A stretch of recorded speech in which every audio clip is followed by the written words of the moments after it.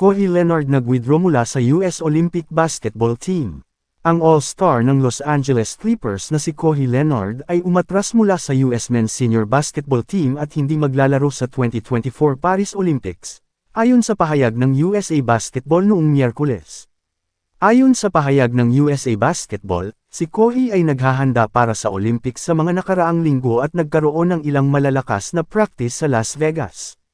Handa na siyang makipagkompetensya. Gayunpaman, nirerespeto niya ang desisyon ng USA Basketball at ng Clippers na mas makakabuti para sa kanya na gugulin ang natitirang tag-init para sa paghahanda sa darating na season kaysa sa paglahok sa Olympic Games sa Paris. Ang gwardiya ng Boston Celtics na si Derek White ang papalit kay Leonard, ayon sa isang tao na may direktang kaalaman sa sitwasyon na kinumpirma sa USA Today Sports. Ang taong ito ay humiling ng anonymity dahil hindi siya autorisadong magsalita sa publiko hanggat hindi pa opisyal na inaanunsyo. Si Leonard, na hindi nakapaglaro sa huling 3 playoff games ng Clippers noong Abril dahil sa pananakit ng kanang tuhod, ay dumating sa Las Vegas noong nakaraang linggo para sa training camp ng koponan at sinabi sa mga reporters noong linggo na siya ay nasa magandang pisikal na kondisyon. "Maganda na, handa na ako," sabi ni Leonard sa mga reporters. "Naglalaro na ako ngayon, kaya masaya ako."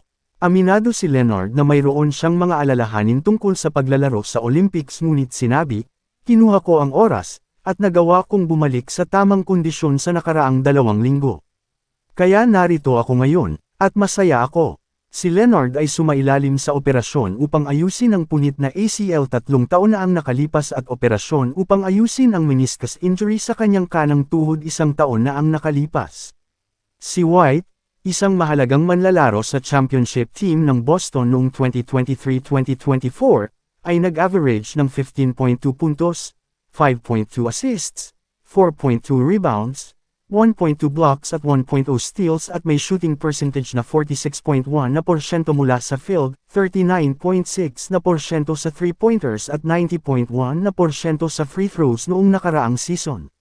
Siya ay napabilang sa All-Defensive Team sa ikalawang sunod na taon. Nagbibigay si White ng isa pang malakas na defender sa US na kayang bantayan ang maraming posisyon, at siya ay isang mahusay na scorer.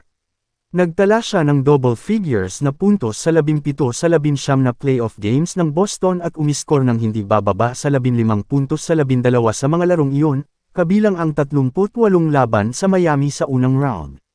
Noong ika-6 ng Hulyo, pumirma si White ng 4 na taong, $125 milyon na extension kasama ang Celtics. Siya ay hindi nakapaglaro sa huling 8 laro ng regular season.